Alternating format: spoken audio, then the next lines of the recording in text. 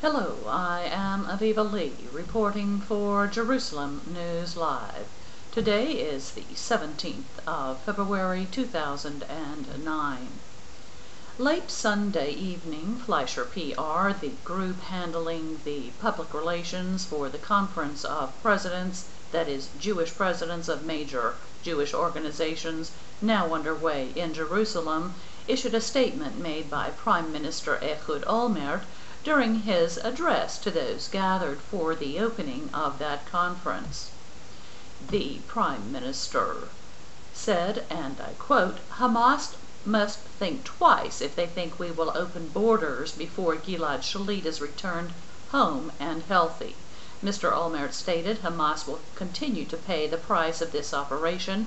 We will not open any border crossings to Gaza or outside of Gaza, or to allow life in Gaza to return to normal before Gilad Shalit is returned home."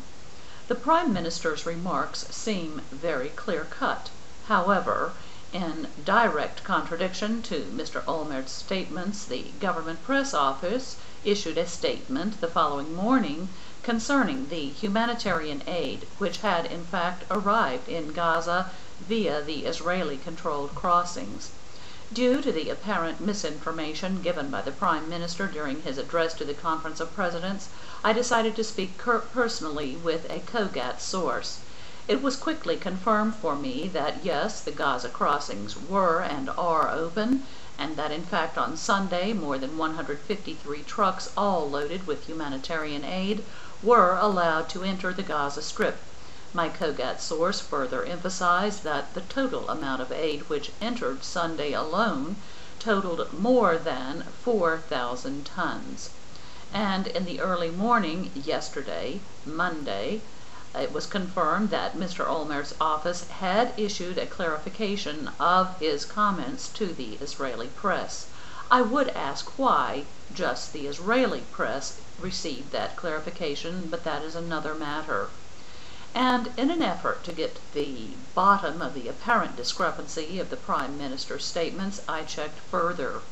The Foreign Ministry for the Sovereign State of Israel also states that humanitarian aid did in fact enter the Gaza Strip the very day in which Prime Minister Olmert was telling the Conference of Presidents that the borders to Gaza were closed.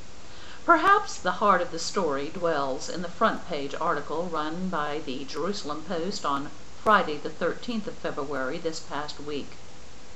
In that front page article, journalist Yakov Katz goes to great detail to prove that Hamas is using humanitarian aid delivered to the Gaza Strip.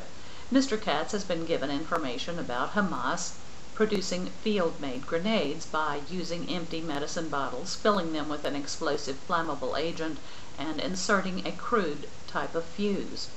Unfortunately, as is the case with some Jerusalem Post front page articles, Mr. Katz has once more lulled the listening public to sleep, not by stopping short of the journalistic value of his interest in the field-made grenades, but by not getting to the heart of the question. Mr. Katz failed to ask, and certainly did not answer, the following questions.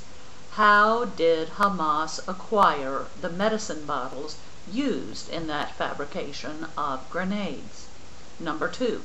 Were the bottles found by a Hamas operative who had been ordered to pilfer through the garbage and bring any empty containers which could be used for the production of grenades? Or 3. Were those bottles commandeered by a Hamas operative or Hamas operatives who then destroyed the medicine before it could be used by the general public, and then used the empty bottles for the production of grenades? This journalist, for one, is not surprised that Hamas uses the guerrilla warfare tactics taught to them by their Iranian masters. What I deplore is the Jerusalem Post using front page copy to teach people to avoid thinking. There is an old saying among attorneys: when the law is on your side, pound on the law. When the facts are on your side, pound on the facts. But when neither are on your side, pound on the table. Surely both the law and the facts are on the side of the sovereign state of Israel in most instances concerning its war on Arab terrorism. That is exactly why Hamas, Hezbollah, and Iran pound on the table. Hamas knows that the law is on our side and that the facts are on our side. So I invite Mr. Katz and others at the Jerusalem Post to stop using propaganda tactics to make the case for the sovereign state of Israel. Use the facts. Use the law. Go to the heart of the story without stopping short for any reason. Otherwise, you risk looking like Prime Minister Ehud Olmert. And with the exception of those visiting dignitaries who come and pay lip service to the man, I can only think of a handful of people who wish to look like Mr. Olmert today. And that concludes this segment. I am Aviva Lee, reporting for Jerusalem News Live. Thank you, and shalom. May the Almighty help this present inhabited world.